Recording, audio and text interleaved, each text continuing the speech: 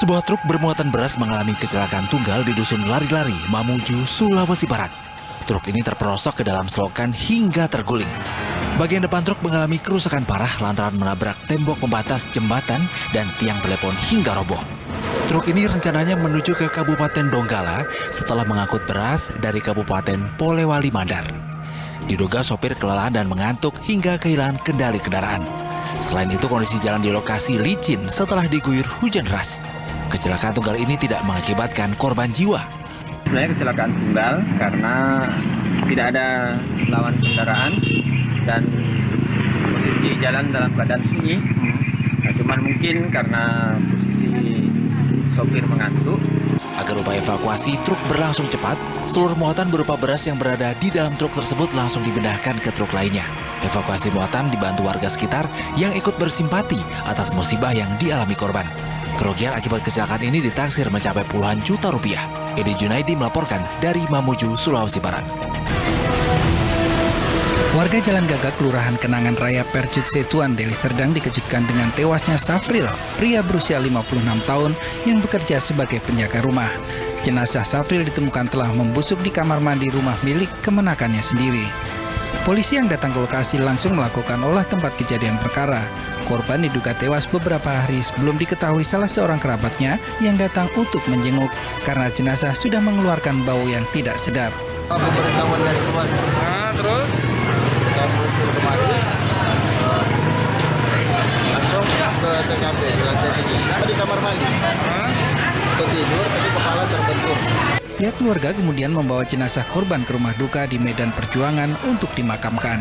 Polisi tidak melakukan otopsi jenazah selain karena atas permintaan keluarga juga tidak ditemukan adanya tanda-tanda bekas penganiayaan. Cukarbianto melaporkan dari Deli Serdang, Sumatera Utara. Dua alap-alap sepeda motor ini terpaksa ditembak kakinya oleh petugas saat dilakukan penangkapan. Sepak terjang kedua pelaku sudah sangat meresahkan warga Kota Palembang. Pasalnya sebelum tertangkap sedikitnya sudah 8 kali mereka melakukan aksi. Sasarannya adalah kawasan perumahan yang sepi dan tempat parkir toko swalayan. Kapolrestabes Palembang Kombes Pol Anom Setiaji mengungkapkan mereka sangat lihai dalam beroperasi. Hanya berbekal kunci letter T, mereka bisa membawa lari sasaran sepeda motornya hanya dalam hitungan menit. Yang bersangkutan ini adalah spesialis curanmor dengan menggunakan kunci T, 8 TKP. Dan LP-LP lain akan kami kumpulkan dulu untuk pengembangan. Dan untuk tersangka kami lakukan tindakan tegas. Kawanan ini juga pintar dalam menjual hasil kesehatannya. Sepeda motor hasil curian dijual dalam keadaan terurai agar tidak meninggalkan jejak. Polisi masih mendalami kasus ini guna mengetahui ada tidaknya keterkaitan dengan jaringan kejahatan curanmor lainnya. Dedi Irwansyah melaporkan dari Palembang, Sumatera Selatan. Tim Polres Deli Serdang meringkus 2 tersangka sebagai pengedar sekaligus bandar sabu-sabu di wilayah Deli Serdang. Salah seorang tersangka merupakan anggota Polda Sumatera Utara berpangkat Brigadir Kepala.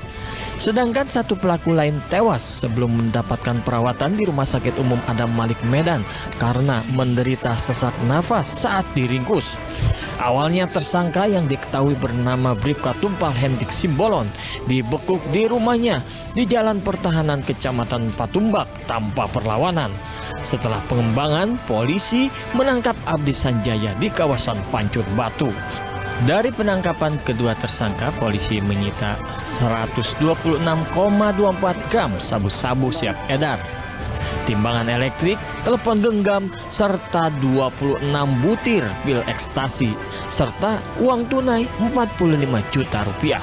Airsoft gun, uang tunai kurang lebih 45 juta. Kemudian dari tersangka 2, Abdi Sanjaya alias Cokna, kita menemukan barang bukti 113 gram sabu. Tersangka akan dijerat pasal Undang-Undang Narkotika dengan ancaman hukuman 20 tahun penjara.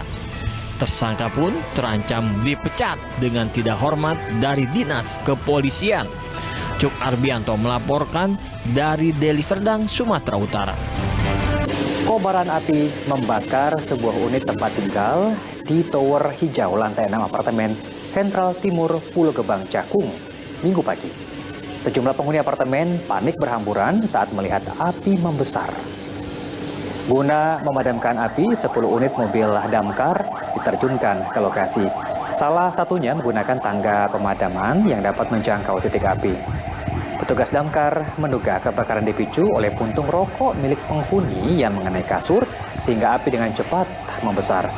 Tidak ada korban luka maupun jiwa dalam insiden ini, sedangkan kasusnya ditangani petugas kepolisian sektor Cakung.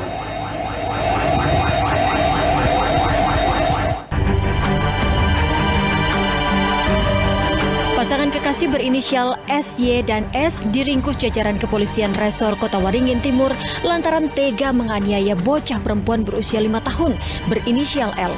Kedua pelaku ditangkap saat akan melarikan diri ke Kalimantan Selatan. Bocah yang menjadi korban penganiayaan tidak lain adalah anak kandung pelaku SY.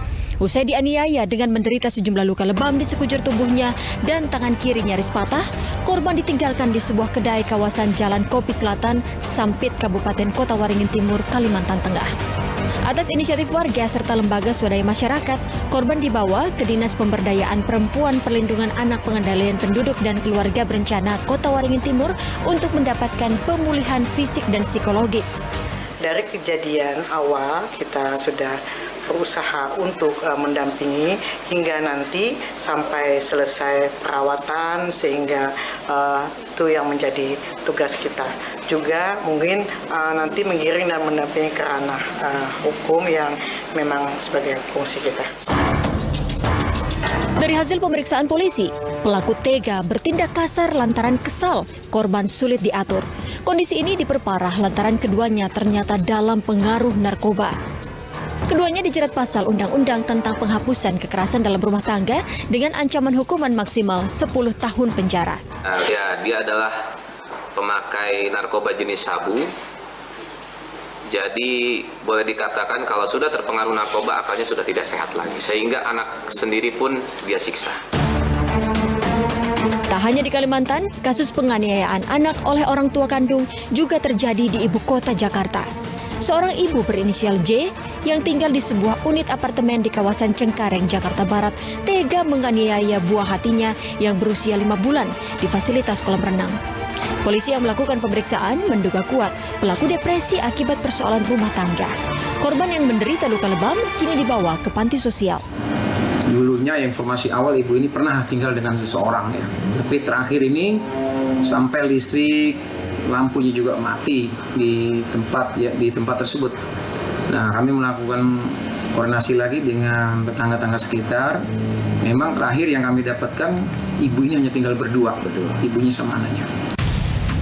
Tahun 2020 ini Kementerian Pemberdayaan Perempuan dan Perlindungan Anak PPPA mencatat kasus kekerasan terhadap anak semakin marak. 6 bulan terakhir tercatat 3.087 aksi kekerasan terjadi terhadap anak. 852 diantaranya adalah kekerasan fisik. Orang tua ini yang ada di dekat di lingkungan dia adalah anak-anak, dan anak-anak ini tidak berdaya sehingga dia memiliki kewenangan untuk melakukan hal-hal yang seharusnya tidak dilakukan oleh orang tua. Jadi anak ini sebagai pelampiasan dari agresivitas, dari kekesalan, dari rasa stres yang dirasakan oleh orang tua. Selain menimbulkan bekas luka secara fisik, kekerasan terhadap anak akan memberikan efek buruk secara psikis. Orang tua sebagai individu yang terdekat dengan anak harus mampu menjaga emosi agar tidak melakukan kekerasan terhadap anak. Ingatlah, anak adalah titipan Tuhan yang harus kita jaga. Tim Liputan Indosiar melaporkan.